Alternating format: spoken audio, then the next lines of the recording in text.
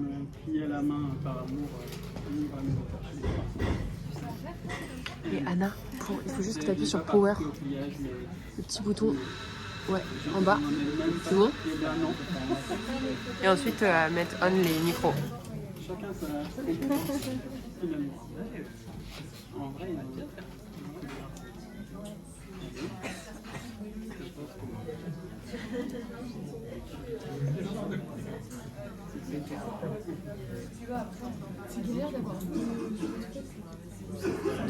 ouais, il y en a un qui, comme ça, juste quand vous n'utilisez pas un micro, mettez-le sur off, sinon ça fait des... ce sera très bien. Ce sera sûrement très bien. On entend ? Ouais.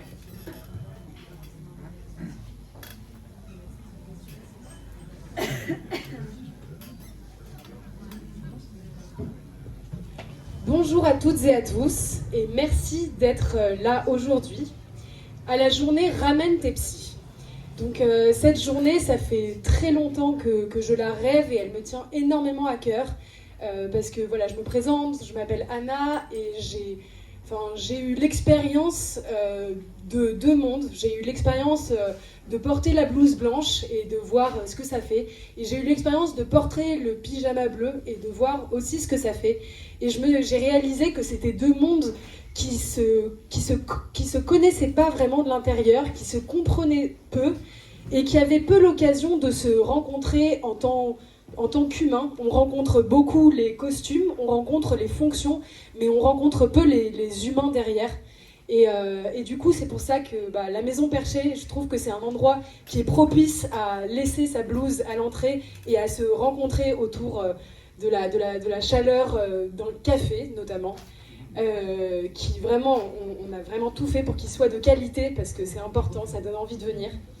Donc voilà, et cette journée Ramène tes psys, elle a été pensée justement pour créer un nouvel espace de rencontre pour se poser des questions qu'on n'oserait pas se poser ailleurs et qu'on n'oserait pas poser à son psy parce que on est dans une relation thérapeutique et bien sûr on ne peut pas tout se dire, mais il y a quand même des questions qu'on aimerait poser.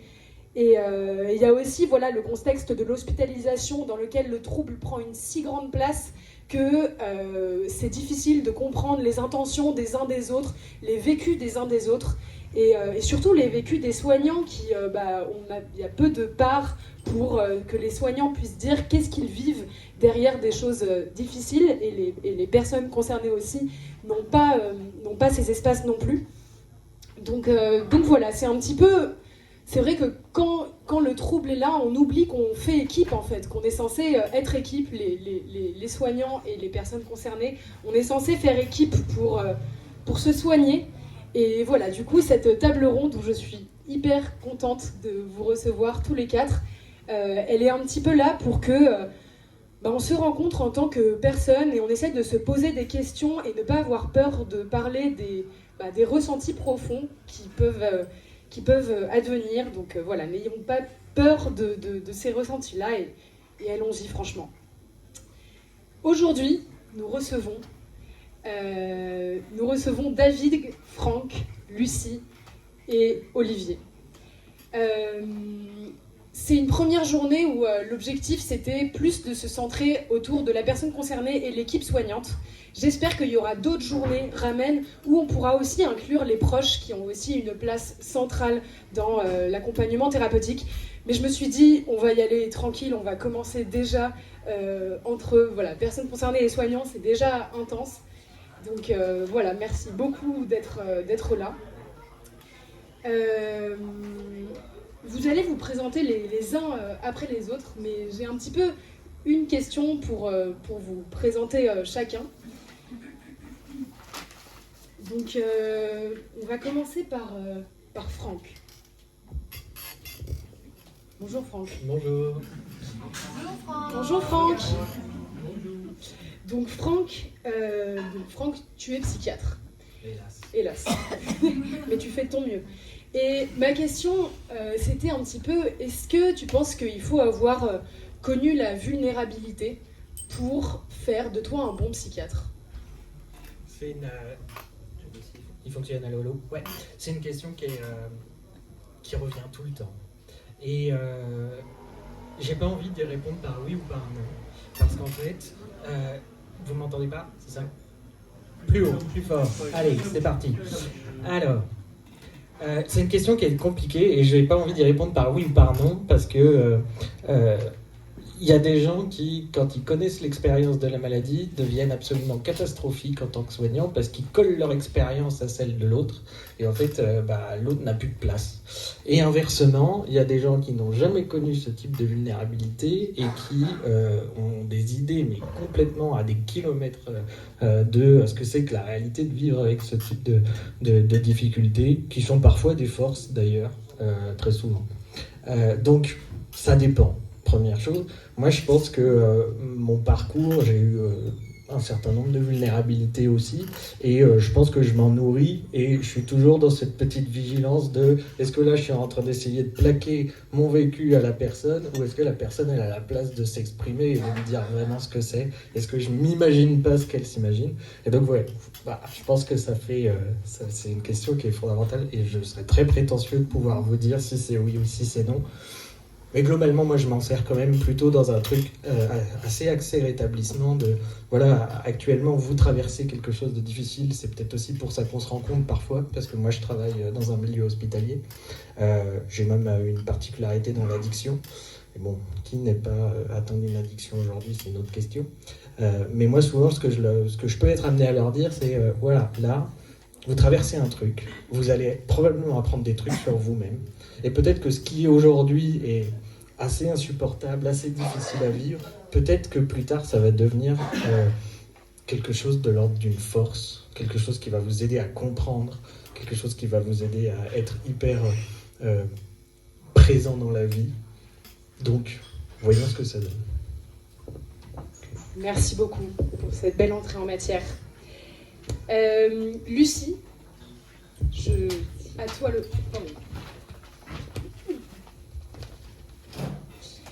Lucie, donc tu es infirmière et les infirmières sont, on va pas se le cacher, les personnes qui sont quand même au plus proche des personnes qui sont hospitalisées. Vous êtes là au quotidien et on parle souvent de distance thérapeutique, mais c'est vrai qu'en hospitalisation, on a quand même beaucoup besoin de réassurance et parfois même de tendresse. Et je voulais savoir, toi, quelle place donnes-tu à la tendresse dans le soin ? Alors, effectivement, c'est une question pas facile. Après, sur la question de la distance, je pense que en hospitalisation, on fait face à beaucoup de souffrances. Alors, je ne sais pas si on peut appeler ça de la tendresse, mais en tout cas, la notion d'écoute, elle est hyper importante, en tout cas. La notion d'écoute, d'observation, mais on ne fait pas que observer les patients.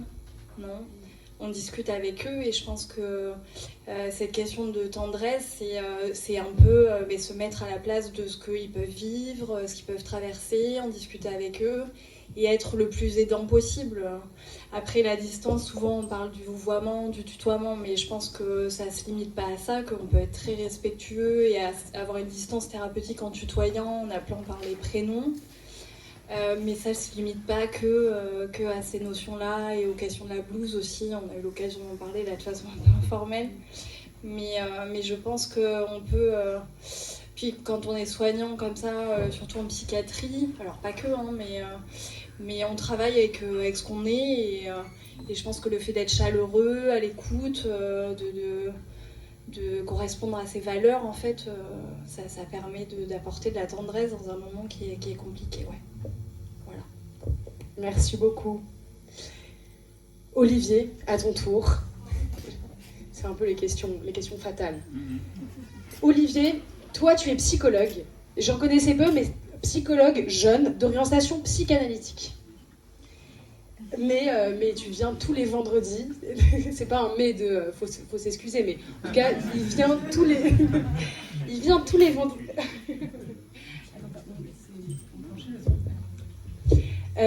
Il vient tous les vendredis prendre le café, comme ça, juste pour rencontrer les gens ici à la Maison Perchée. Mais c'est vrai que voilà, du fait d'être d'orientation psychanalytique, tu réfléchis beaucoup à l'élaboration du sens. Il y a beaucoup d'intellectualisation et ça fait partie Mais du coup, ma question, c'est quelle place donnes-tu à tes propres émotions et à l'affect dans la relation thérapeutique ? Bonjour à tous, merci pour cette question Anna.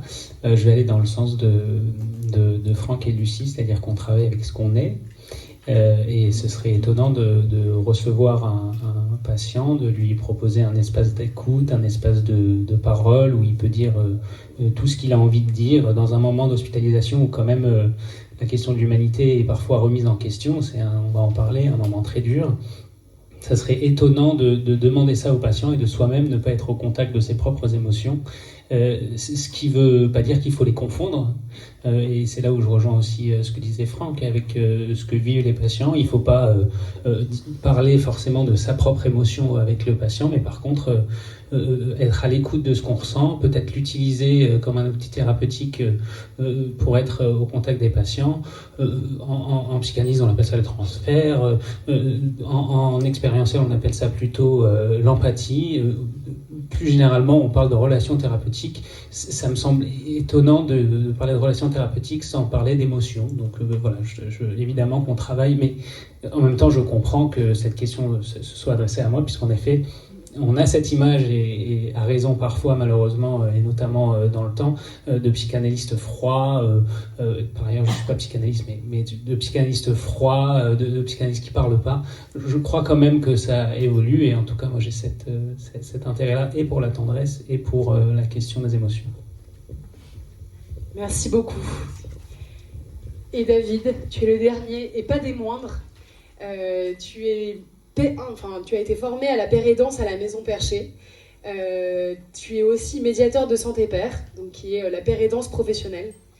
Et donc du coup, tu as un peu connu les deux côtés de la psychiatrie, dans le sens où tu as connu celui des pyjamas bleus et celui aussi des soignants, parce qu'aujourd'hui tu es soignant en psychiatrie. Comment ton expérience du soin reçu influence-t-elle ta façon d'accompagner aujourd'hui ?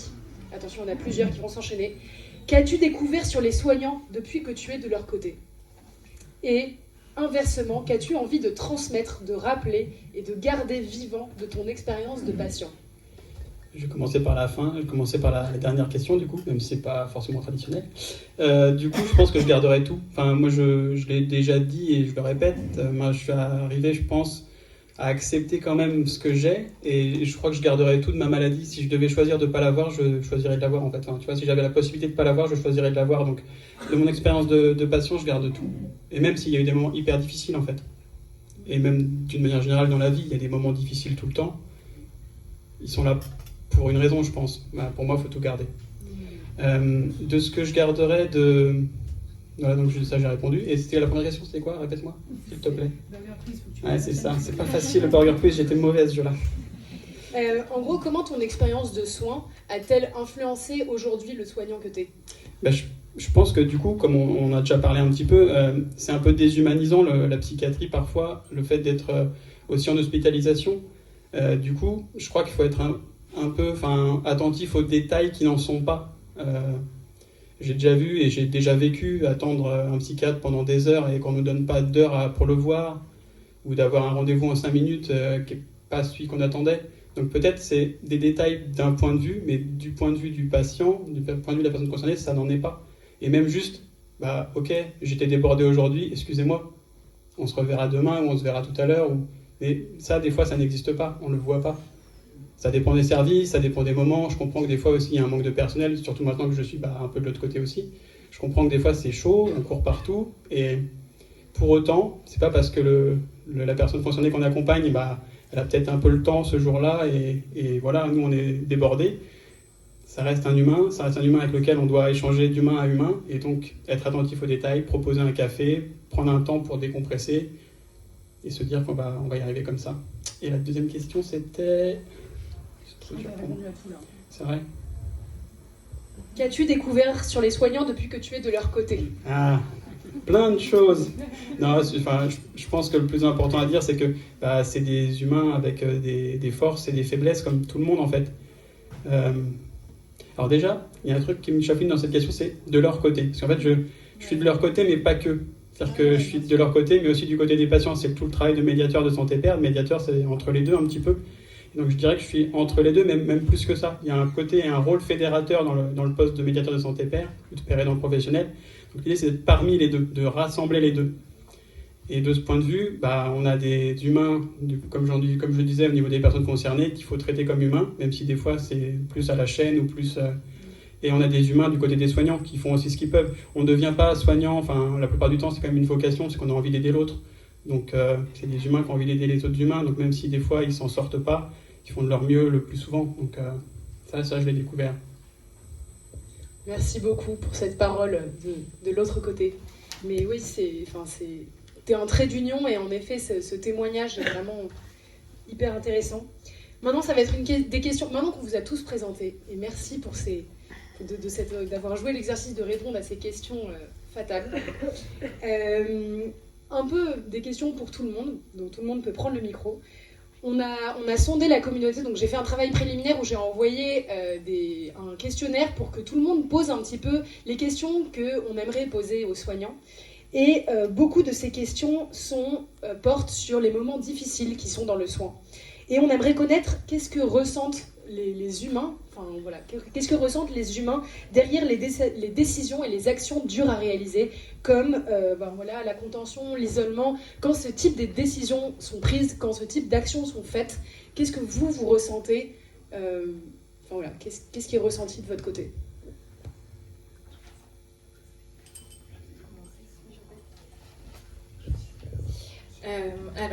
Sur la question de l'isolement et de la contention, du coup, c'est ça. Hein. Je pense que c'est les mesures en psychiatrie qui sont les plus difficiles pour les patients. Et je pense que c'est aussi les moments les plus difficiles pour les soignants, parce que c'est un peu l'urgence, parce qu'il y a de l'agressivité, il y a de la violence, ou pour protéger la personne qui va se faire du mal. C'est très compliqué si moi je dois parler de mon point de vue, c'est très difficile. Moi je m'appuie beaucoup sur mes collègues et heureusement qu'on n'est pas seul à prendre ce genre de décision, qu'il y a une équipe, que heureusement que c'est réévalué, qu'on essaye de faire en sorte que ça aille le mieux, le plus vite possible pour éviter ce genre de mesures. Moi je rêve d'un truc un peu miraculeux pour éviter d'en venir là en fait. Moi je travaillais plus à l'hôpital et j'avoue que je suis assez contente de plus être dans ce genre de situation. Je pense que j'ai fait mon temps en intra-hospitalier, maintenant je fais du domicile, donc c'est une autre approche et du coup je vais chez les gens et je suis plus à l'hôpital, voilà.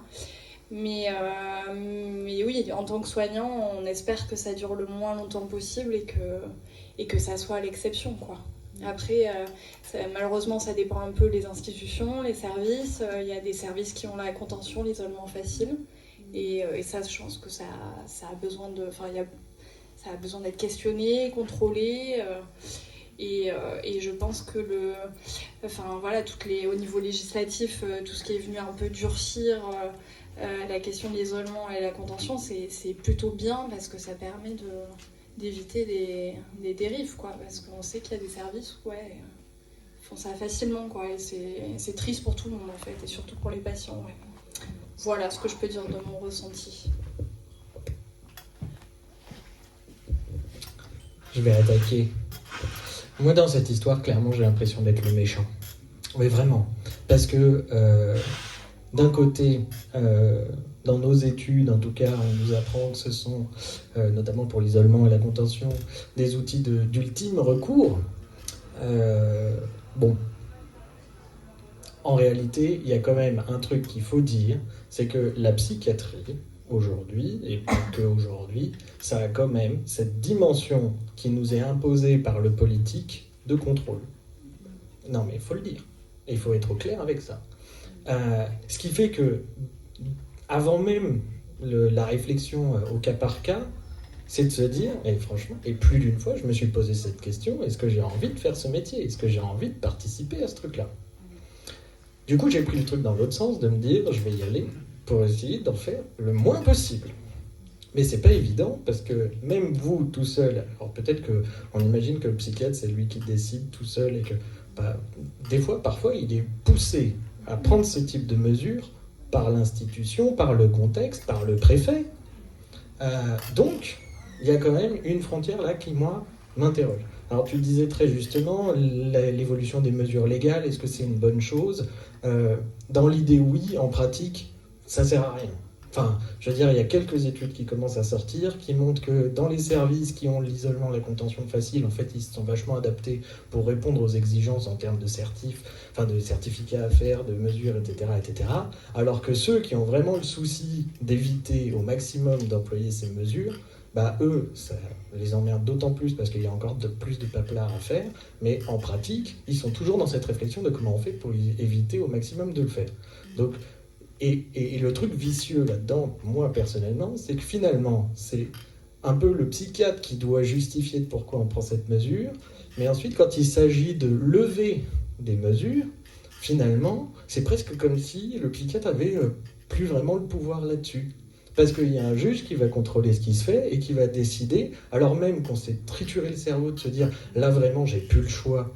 J'ai tenté tout ce qui était possible. Cette personne, elle est gravement en danger et elle n'est pas consciente du danger dans lequel elle encourt, alors qu'il y a des marques, il y a des tentatives de suicide. Enfin, bref, je ne veux pas vous faire le tableau.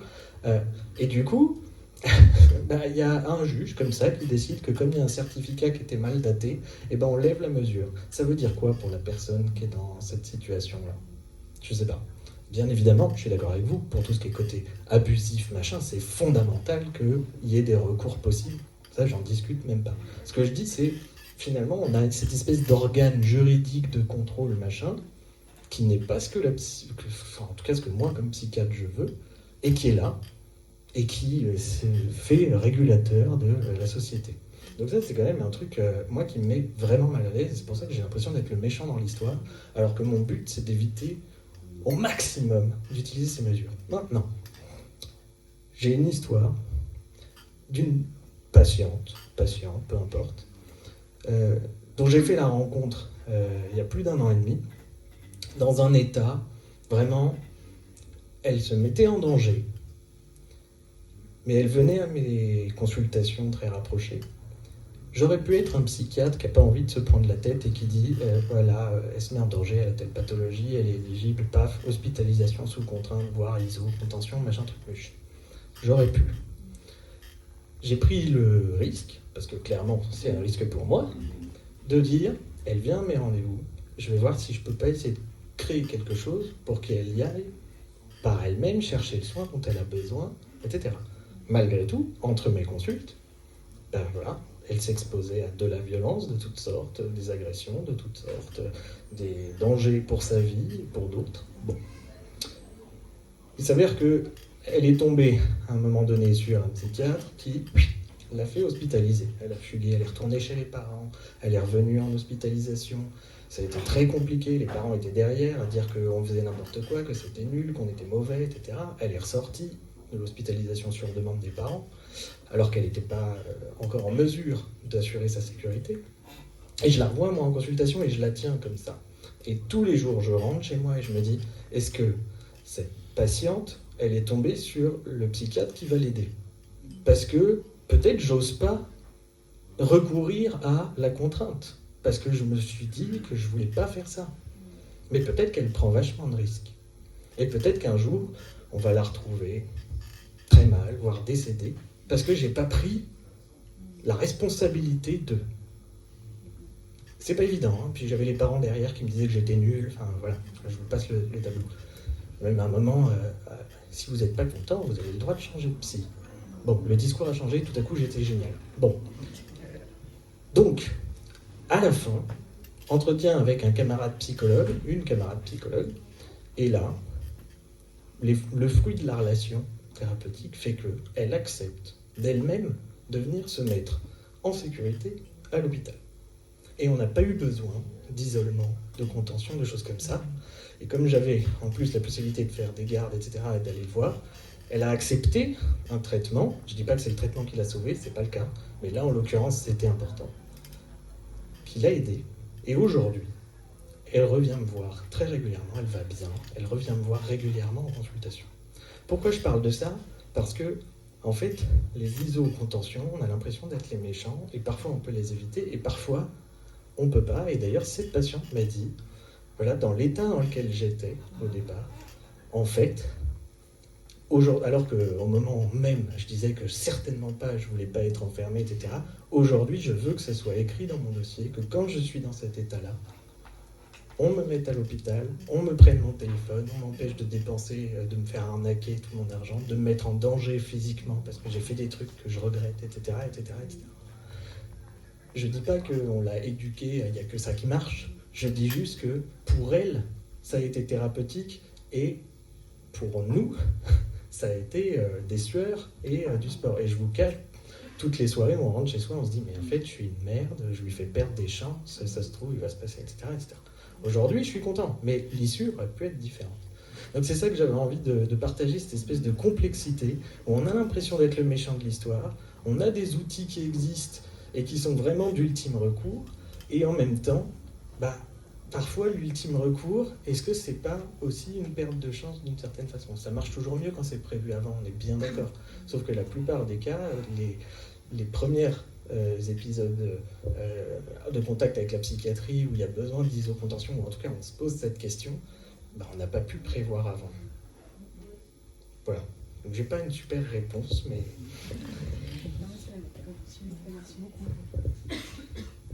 Oui, ce que tu dis m'a évoqué, on m'entend ?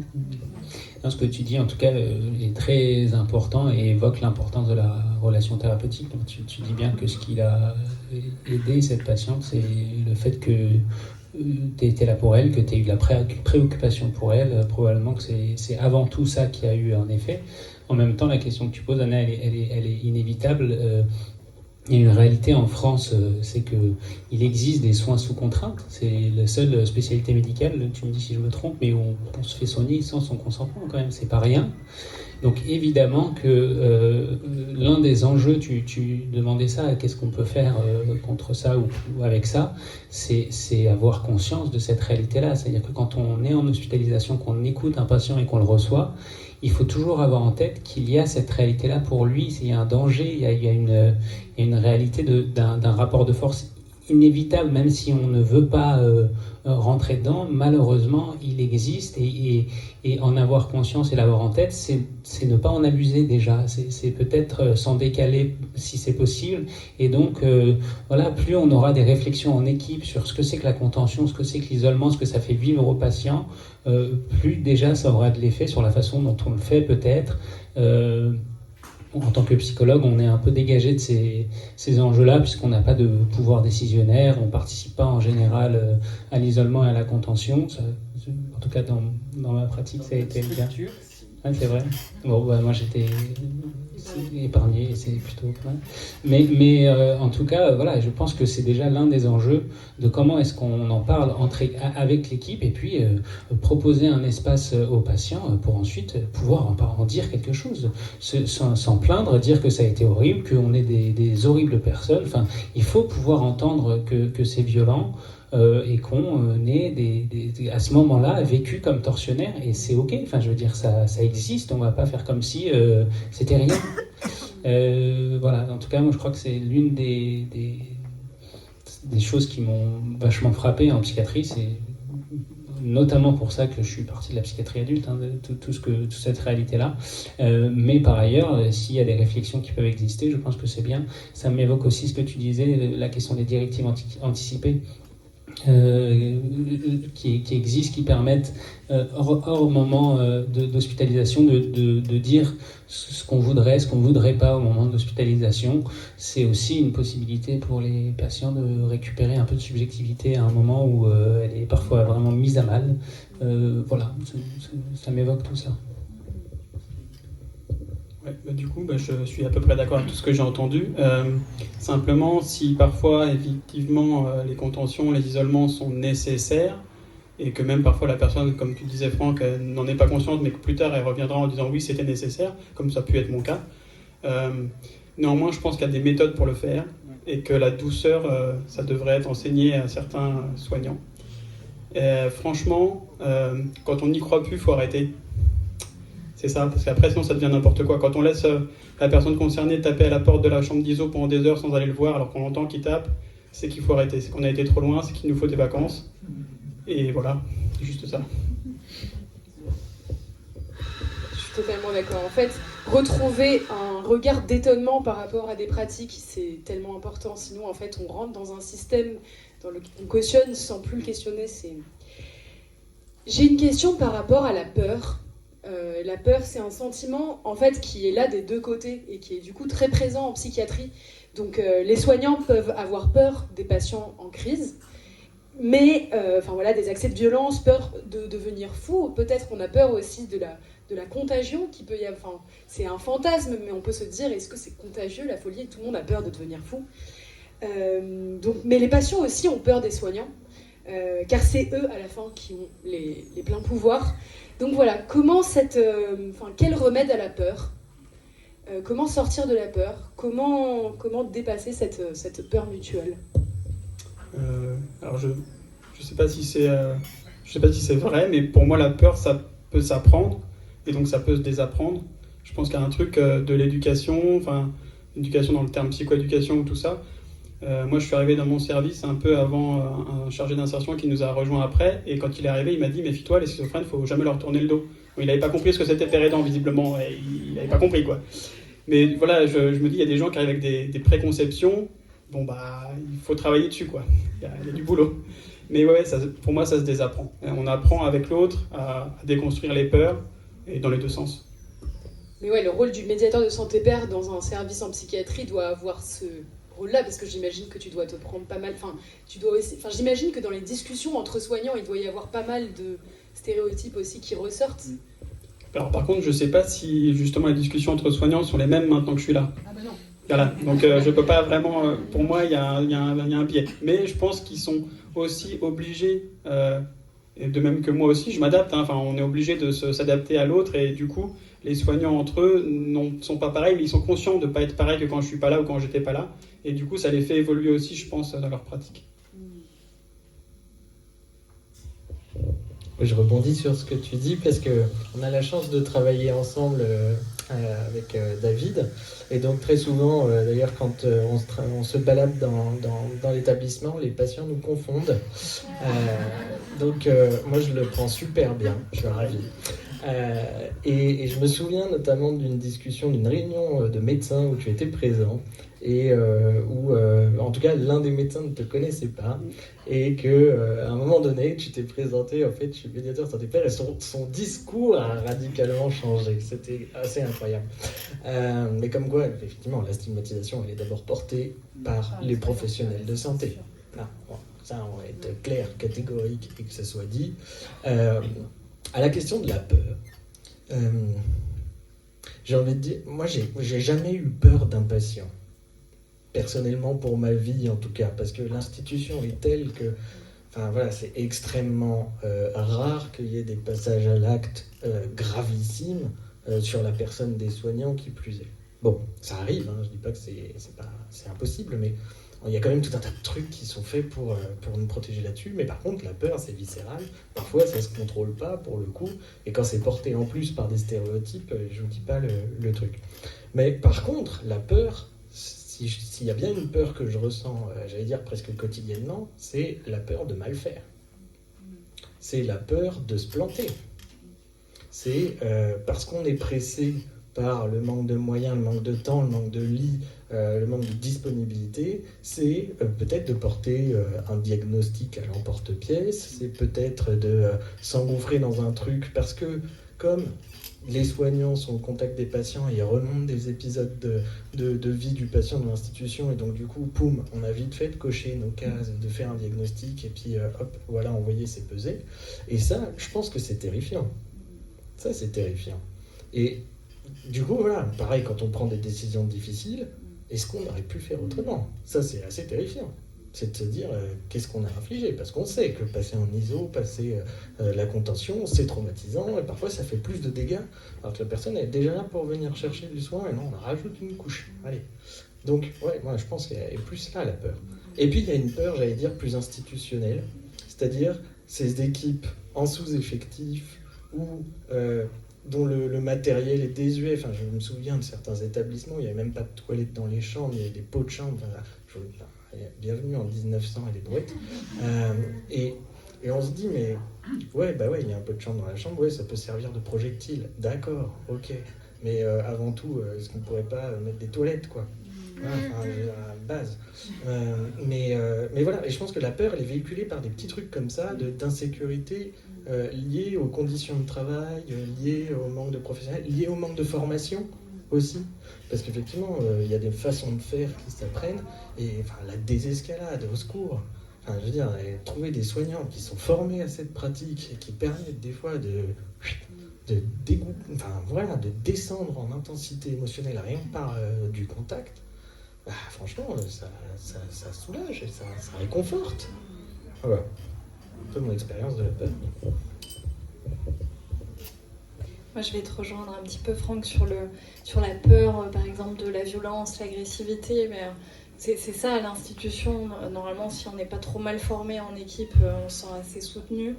Et on connaît aussi, même si je ne le connais pas aussi bien qu'un patient, mais on connaît les symptômes de la maladie. Donc on sait que ce n'est pas la personne, que c'est la maladie qui se manifeste dans ces moments-là. Moi, ce qui me fait le plus peur, dans ma pratique, c'est plus moi la peur du passage à l'acte suicidaire. Moi, c'est quelque chose qui me terrifie par contre. J'ai peur pour les patients que je prends en charge, quoi.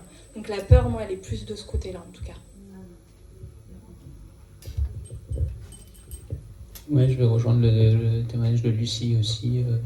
Et après, la peur, ça fait partie aussi des émotions qui existent. Je veux dire, ça peut arriver d'avoir peur dans plusieurs situations. Alors, je sais plus si ça m'est arrivé d'avoir peur, mais ce que je dis souvent aux étudiants à la fac, c'est qu'il faut pouvoir respecter ça. C'est-à-dire que quand on ne se sent pas d'aller voir quelqu'un à un moment où, parce qu'on est plus fatigué, ça arrive aussi, d'avoir des moments où on est crevé, où il se passe des choses, peut-être que c'est pas le jour, on ira demain, et vaut mieux y aller dans un moment où on se sent tout à fait ok et où ça va.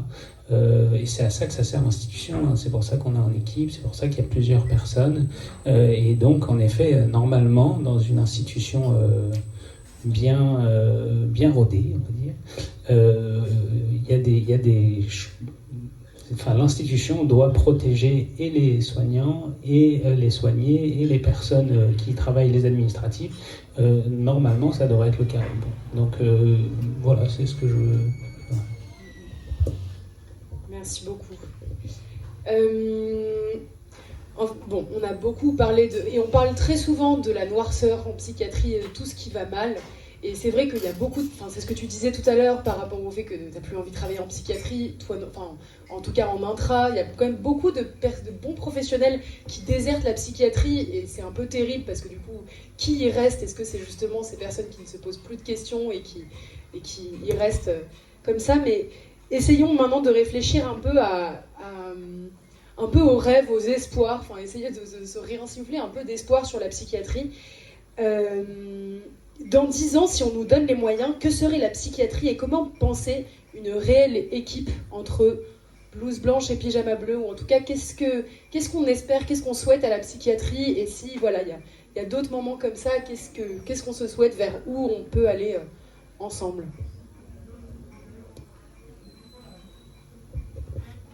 Plus de père aidant. Oui. Ça se suffit en soi.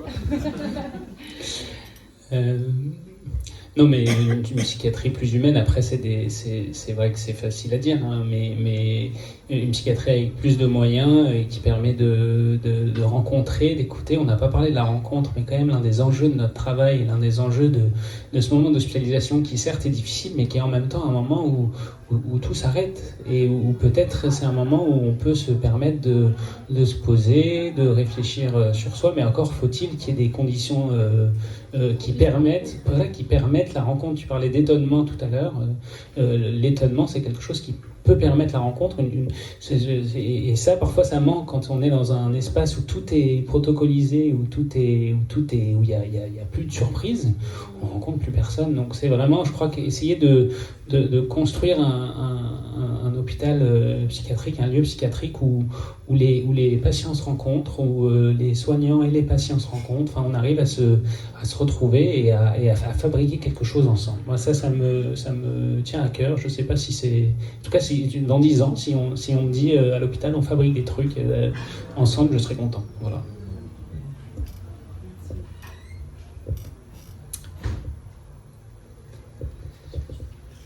vous commencez à me connaître, je ne vais pas vous dire que j'espère plus de moyens en psychiatrie.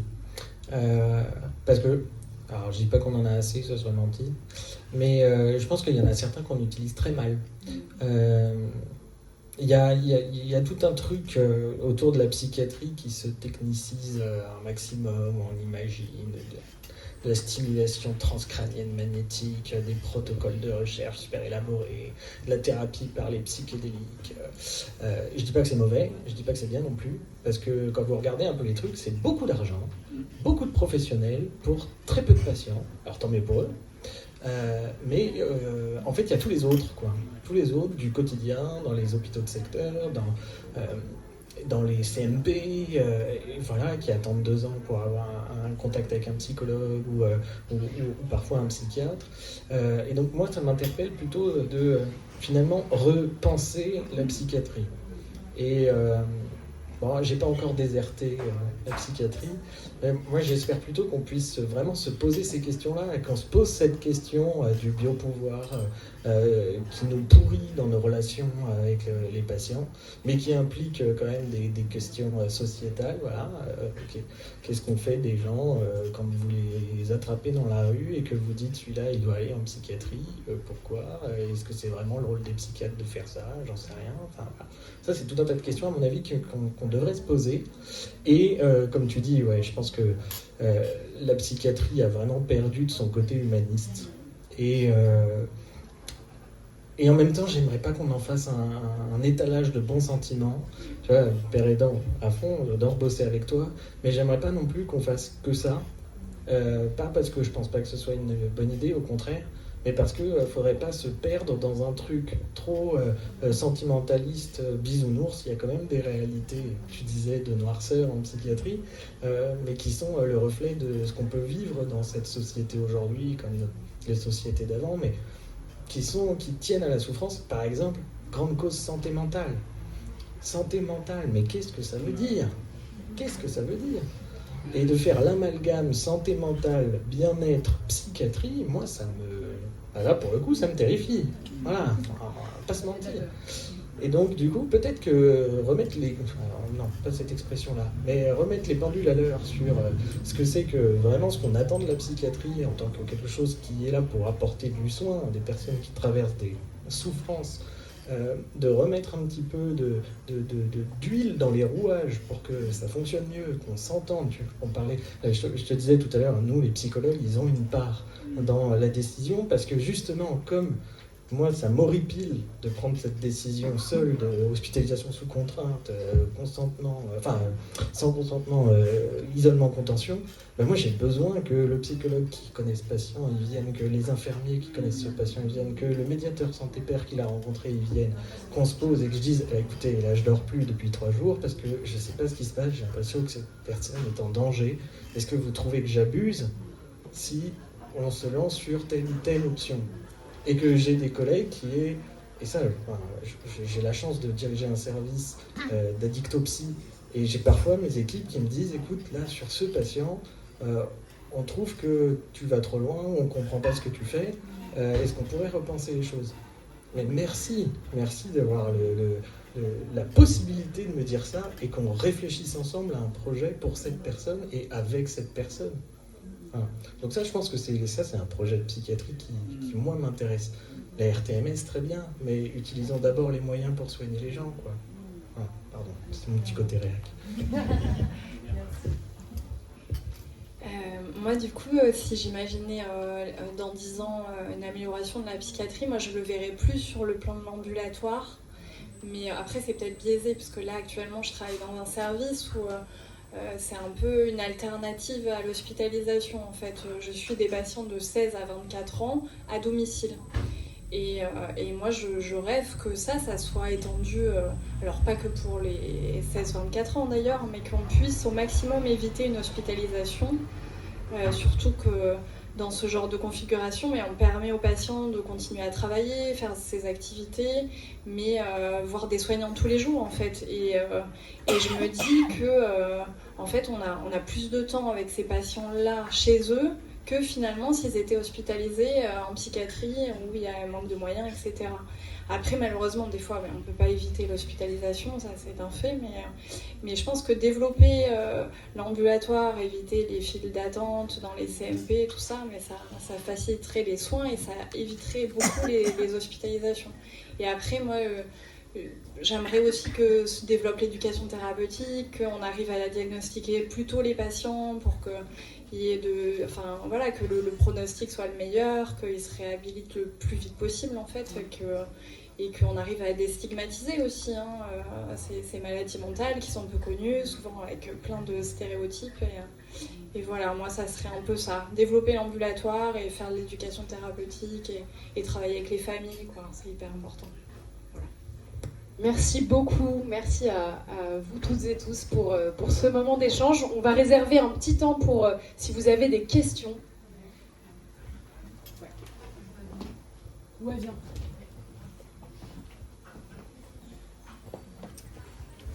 Bonjour, merci beaucoup pour ce moment, c'était très intéressant. Moi, je suis une personne concernée et je me posais une question. Vous avez parlé de la peur qu'on pouvait avoir vis-à-vis des soignants. Mais parfois, c'est un peu l'effet inverse. On les voit comme des super-héros qui sont là pour nous sauver. Et comment est-ce que vous gérez le transfert ? Enfin, moi, c'est une question que j'aimerais beaucoup poser à mes soignants et que j'ai jamais eu l'occasion de poser. Trop bien. Tu te saisis pleinement du thème de la journée. Merci beaucoup. Comment faire face à cette projection de super-héros ? Faut pas y croire déjà. C'est pas mal. Non, mais c'est vachement bien. Ça veut dire que tu as rencontré Enfin, je me permets de te tutoyer d'ailleurs, mais que tu as rencontré des soignants avec lesquels tu as été suffisamment en confiance pour imaginer qu'ils allaient pouvoir t'apporter quelque chose, donc c'est déjà pas mal. Et après, nous, notre travail, c'est vraiment... Enfin, en tout cas, moi, comment je conçois mon travail, c'est vraiment de permettre à quelqu'un qui vient parler, de pouvoir parler de tout ce qu'il veut. Et puis, s'il a envie de penser que je suis un super-héros, évidemment que je ne vais pas aller dans son sens, que je ne vais pas lui dire « oui, t'as raison, c'est vraiment très très fort ». Mais en même temps, c'est pourquoi est-ce qu'il pense ça. En tout cas, moi, j'ai tendance à me poser plein de questions quand je reçois quelqu'un. Et donc, si tu ressens ça... Enfin, ça me semble pas fondamentalement un problème. En tout cas, le plus important, c'est pas que le psy y croit. Ça serait quand même catastrophique. Voilà. Non, je suis un super-héros, moi. Oui, mais toi, c'est parce que tu es vraiment exceptionnel. Oui, je sais. Non, ça m'a fait penser à... Oui, effectivement, des fois... Je vais traduire super-héros par des fois, on sent qu'il y a un truc et que... la personne en face nous aime bien. Ça, c'est comme dans la vie, quoi. Enfin, voilà. Et si on peut faire quelque chose de ça, à la limite, tant mieux. Si en plus ça a du sens pour cette personne, que pendant un moment on est un peu à une espèce de modèle, etc. Ok, je vais effectivement pas le nourrir, mais ouais, on va s'en servir. De l'autre côté, moi je vois plutôt souvent l'inverse avec, je me souviendrai je pense toute ma vie d'une consultation avec quelqu'un qui me disait oui c'est facile, vous me prescrivez tel traitement mais vous en avez jamais pris, vous savez pas ce que ça fait, etc. Mauvaise pioche. Donc voilà, bon, qu'est-ce qu'on en fait de ça ? C'est pas grave, c'est sa réalité, il y a ma réalité, on va voir comment est-ce qu'on peut les croiser. Si vous aimez bien vos soignants et que vous trouvez qu'ils sont super, dites-leur, ça les fera sourire. Et après, nous, en thérapie, on apprend parfois aussi des techniques qui s'appellent de la révélation de soi. C'est-à-dire que quand on est à l'aise avec ça, on peut des fois donner un petit exemple de soi, juste pour dire, en fait, même les super-héros, ça leur arrive d'avoir des moments de difficulté, ils ont leur kryptonite, ils ont... voilà. Et comment on contourne ça ? Ça marche pas forcément à tout le coup, c'est peut-être pas le moment, c'est peut-être pas le soignant est peut-être pas dans cette disposition-là, mais quand il l'est, ça peut faire de très jolies choses. Donc voilà.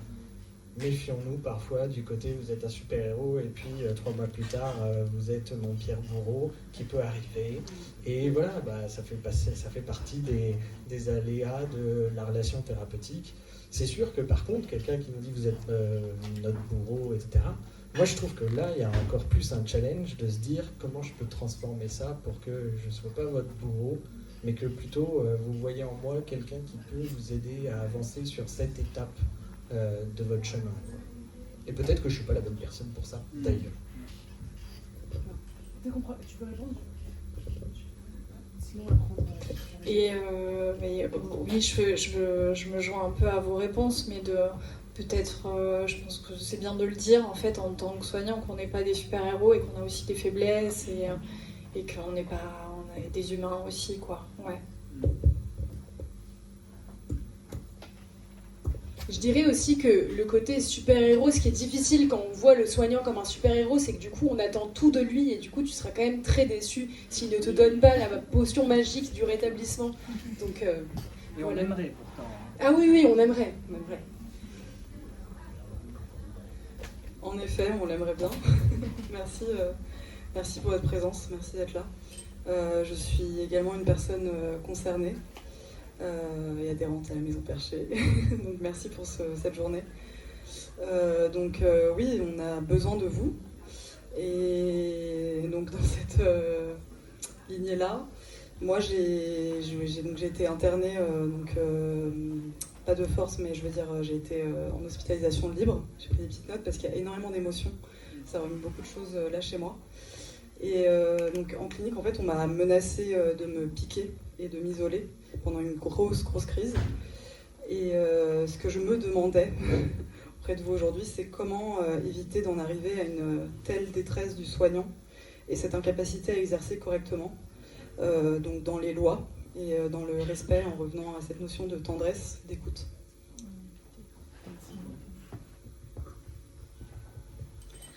Merci pour ce témoignage. Ta question du coup, c'est comment éviter d'en venir à des mesures aussi extrêmes en fait? Peut-être tellement de...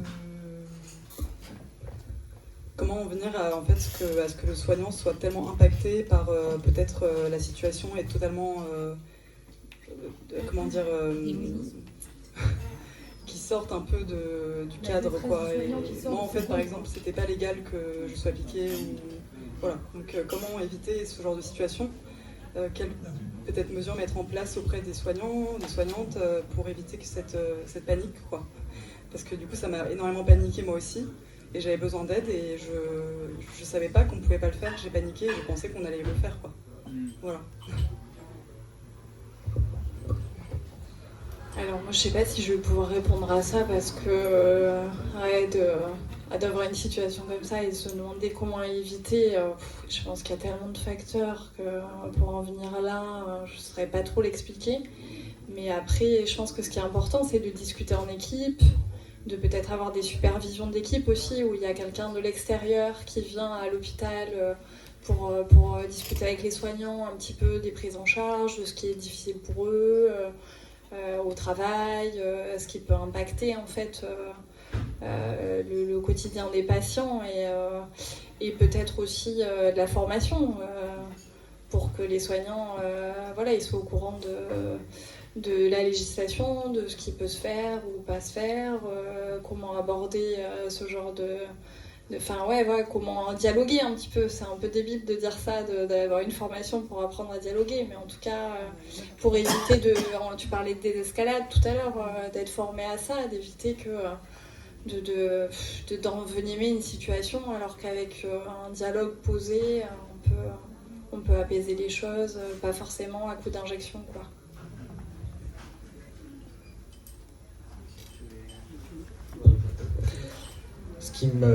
Déjà, merci pour la question. Et ce qui me surprend dans le témoignage, c'est que même dans ce contexte-là, ce qui touche, c'est la détresse du soignant avant la détresse de la personne concernée par quand même la situation. Clairement, il y a un souci quelque part au niveau effectivement du sens que le soin a pour le soignant, pour l'équipe, quand on en vient à devoir menacer quelqu'un, c'est que clairement il y a un petit souci, quoi. Quand on est dans le soin, on ne menace pas. C'est complètement antithétique. Après, ça me fait réfléchir sur autre chose, au-delà de j'ai pas de solution à cette situation, autrement que de dire on ne devrait pas en arriver là. Peut-être dans 10 ans, dans la psychiatrie humaine de demain, ça n'existera plus. Mais ça interpelle sur peut-être une peur dont on n'a pas parlé, qui est celle du médico-légal. Et avec toutes les mesures, les droits, je dis pas que c'est une mauvaise chose d'avoir des droits, bien évidemment, ne me faites pas dire ça. Mais en fait, parfois on fait miroiter aux patients des possibilités qui, en pratique, je dirais pas qu'elles n'existent pas, mais pour contacter la cellule, la cellule des usagers, par exemple, ben c'est pas si clair que ça. Pour avoir droit au juge qui va vérifier la légalité de la mesure, il faut attendre 8 jours. Et puis, s'il y a un gugus qui a coché que vous n'étiez pas en état pour le voir, vous ne le verrez pas. Et ça, c'est quand même pratique, quoi. Ça veut dire que l'avocat, qui est censé être de droit pour cette audience, il ne rentre pas dans les chambres, ou pas toujours. Alors, vous voyez, il y a plein de trucs qui sont incohérents, où on dit aux gens, vous avez plein de droits, et en pratique, pour les avoir, même avec toute la bonne volonté des soignants, parce qu'on leur dit aux avocats qui peuvent monter, aux juges qui peuvent se présenter dans les pièces, etc., etc. Bon, voilà, ce sont des gens très occupés aussi. Donc voilà, ça m'interpelle aussi, dans ce côté médico-légal. Et après, il y a aussi, n'oublions pas, l'exigence de la situation. Je ne connais pas la situation, je ne me prononcerai pas bien sûr sur cette situation-là, mais prenons un truc complètement hypothétique où vous avez une personne qui est en état manifeste de quelque chose qui s'appelle la catatonie, peu importe, qui a besoin, là, d'une injection. Je vais la faire comme ça. C'est vraiment pour l'idée. Et que, ah non, elle est enfant libre, on ne va pas lui faire d'injection. Elle n'est pas en état, là, de comprendre la gravité de sa situation. On pourrait voir les choses comme ça et de se dire, est-ce que finalement, les mesures telles qu'elles existent actuellement, elles sont là pour quoi ? Pour le biopouvoir et le contrôle de la société, ou pour l'amélioration des soins à la personne. Ça m'interpelle. Je ne dis pas que ça s'applique à cette situation-là, encore une fois. C'est vraiment une autre situation, une autre expérience de pensée, mais c'est un peu ce truc dans lequel, des fois, on est confronté et où, pour moi, mais là, j'ai un lien parce que j'ai une formation en éthique médicale, pour moi, là, c'est une question vraiment éthique. Où c'est pas le droit qui a la solution, c'est pas la médecine qui a la solution, c'est là, maintenant, tout de suite, dans cette situation précise, qu'est-ce qu'on fait ? Et parfois, on n'a pas le temps de superviser. Parfois. Donc, ouais, il y a des loupés, clairement. Et c'est intolérable, des loupés comme ça. Clairement. Apprenons-en pour que ça ne se reproduise pas. Rendez-vous dans 10 ans. Merci beaucoup. Est-ce qu'on prend une dernière question ? Est-ce qu'il y a une dernière question qui a envie d'être posée ?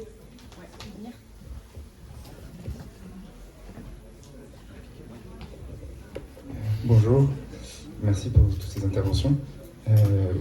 Pour rebondir sur cette dernière réponse, quand il y a un loupé, c'est quoi le protocole derrière pour se dire, sans rentrer dans la démarche juridique, j'entends vraiment en termes de patient, institution. Merci beaucoup. T'as la même idée que moi. Nous, dans notre établissement, par exemple, quand il y a un événement indésirable associé aux soins, il y a ce qu'on appelle des fiches d'événements indésirables. Ça, c'est les soignants qui disent « Ah, il y a un machin, il y avait une injection qui était prévue, on n'avait pas le produit, il y avait une contention qui était prévue, il n'y avait pas les sangles, tant mieux. » Voilà. On a mis en place des fiches événements indésirables patients.